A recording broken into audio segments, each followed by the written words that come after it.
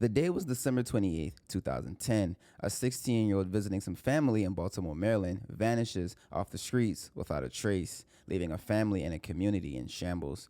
Ever heard of Phylicia Barnes? I'm going to tell you all about her.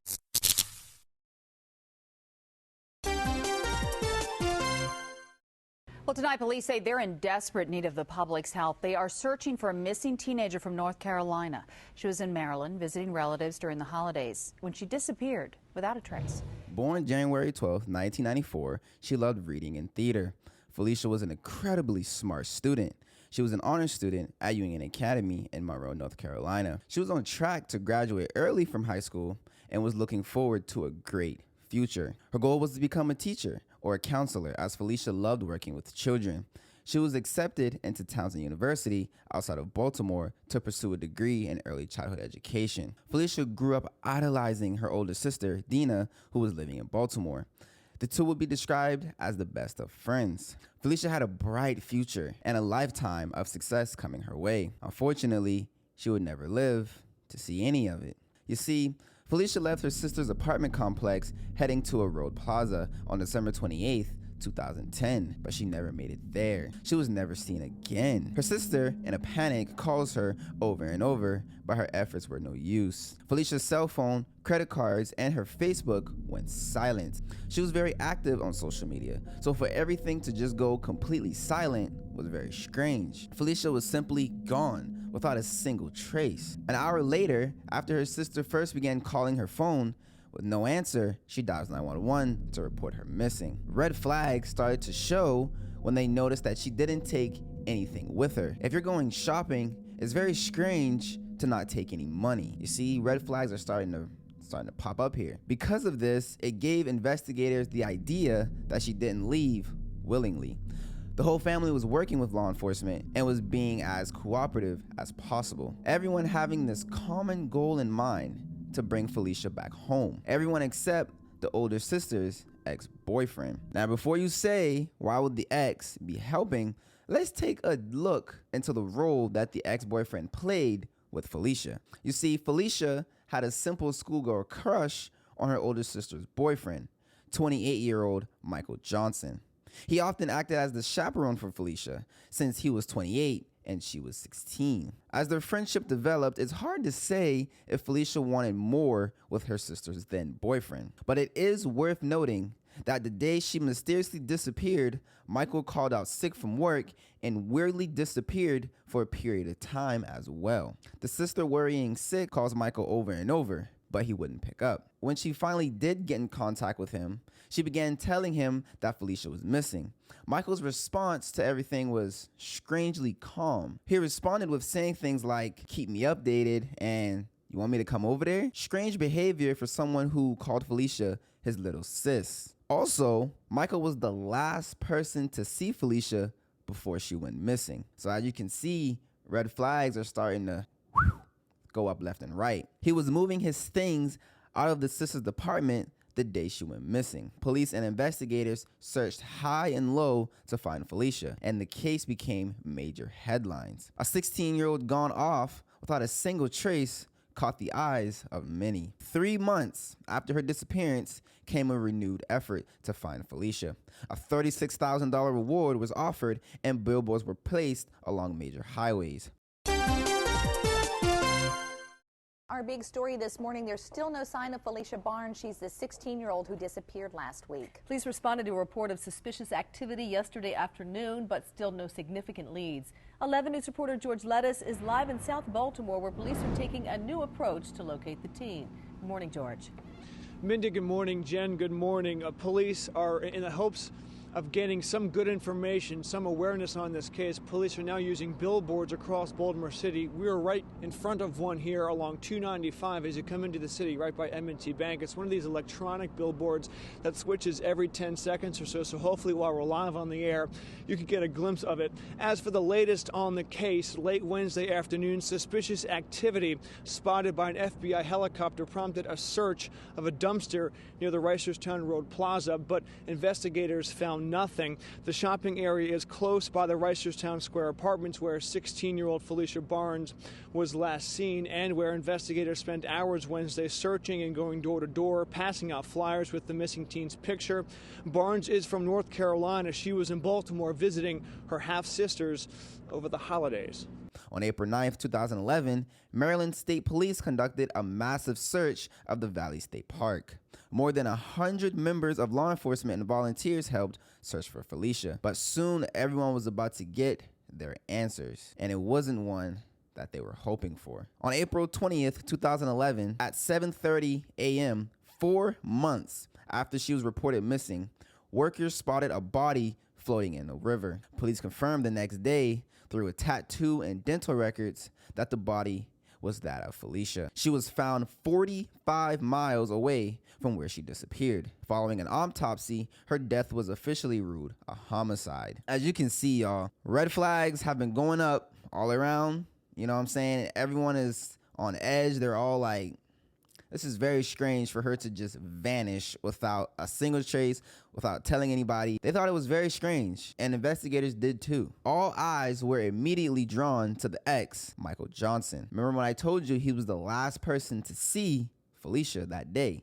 So of course, everyone looks at him. Reportedly the same day, Michael Johnson was seen struggling with a 35-gallon tub the day of the disappearance. Concerned neighbors offered to help him, but he refused. Many believe that Phylicia's body was in that tub.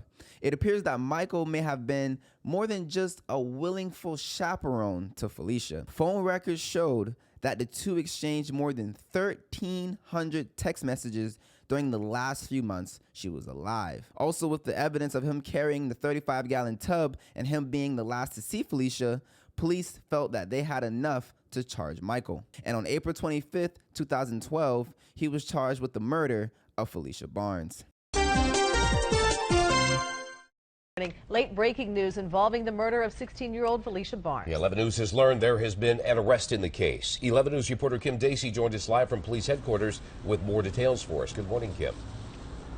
Well, good morning, Stan and Minnie. We don't have a lot of details to go on, but Baltimore City Police did confirm that Michael Johnson was arrested last night in connection with Phylicia Barnes' death. Now, Johnson is the ex-boyfriend of Barnes' older sister. 16-year-old Phylicia went missing while visiting her sister in Baltimore from her home in North Carolina in December 2010.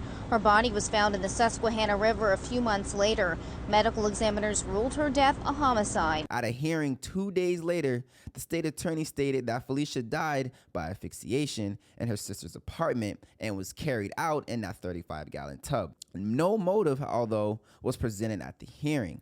Michael's defense team stated that he was using that tub to carry his belongings out of the apartment. It's odd, though, that the 35-gallon tub has never been recovered. So it's kind of like, well, what did you do with the tub? Did you hide it? Is it like, if you were using it to carry your things, why is it all of a sudden missing? You know what I mean? It was stated that a man named James McCrae helped Michael carry the body in that 35-gallon tub, and that Michael confessed to killing Phylicia by putting a pillow over her face. Remember when I said earlier how nobody really knew what was going on between Michael and Phylicia?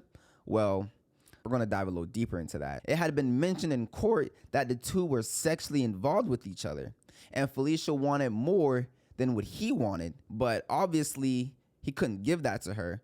Things escalated and he killed her. The defense argued that no physical evidence proved that Johnson was the killer, and that's big. Have to have evidence. The defense stated that the case was entirely circumstantial and that Johnson did not have time to kill Barnes, clean the apartment, and dispose of the body within the time frame given. And altogether, he had no motive to commit the crime. Johnson was facing up to 30 years in prison, but the jury didn't buy the defense, and he was found guilty of second-degree murder. But the story doesn't stop here, folks. Just because the jury found him guilty, the judge has the final say in the sentencing, and the judge threw out the verdict, which of course pissed off an entire state.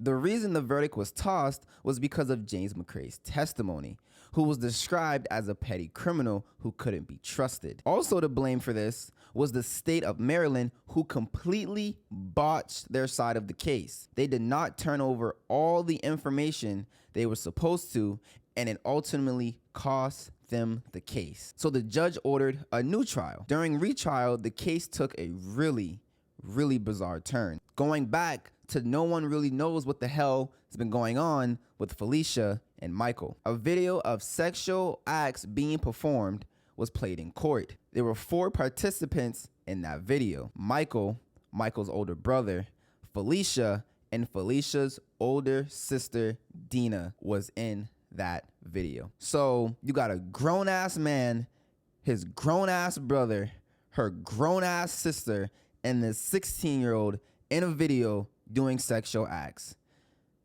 That does not look good in court, and it did not look good in court. That was a complete bombshell for everyone, because like, I mean, what the hell? Like, seriously. This time, the jury never got to weigh in on the video or Michael's innocence. The prosecution also played a recording that the jury was not supposed to hear, and the judge declared a mistrial, and all charges were dropped against Michael Johnson. The second trial for the man accused of killing Phylicia Barnes ended in a mistrial. Michael Johnson is accused of killing Barnes, a teenager from North Carolina who was visiting her family in Baltimore. And the ruling today gave evidence that was submitted to jurors, even though both the prosecution and the defense agreed it would not reach the jury. The judge determined this was an accident. Completely just, things are being botched here left and right. You know what I mean? Like, things are just, clearly things are going wrong here. Things are being fucking botched. Like, this is bad. This is really fucking bad. Like, oh my goodness. I can't even imagine being the family. I would be pissed. I would be pissed. But the good news is the prosecution wasn't just going to give up, as they felt they had a strong case against Johnson, appealing the judge's decision to the state's highest court. And it worked.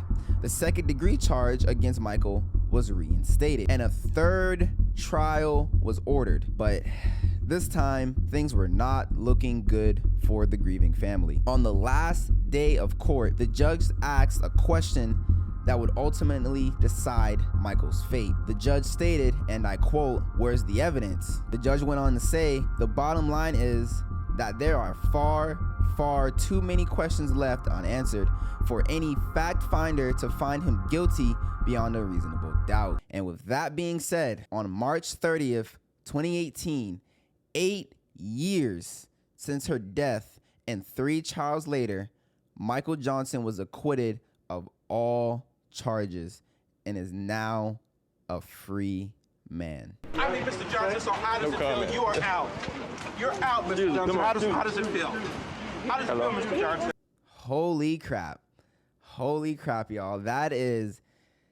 Woo! I would love to hear you guys' comments on that case. I would love to hear how you guys feel about this entire thing. Me personally, I agree with the judge. I'm not gonna lie to y'all. I agree with the judge. You know, there's a reason why in the United States, you're innocent until proven guilty.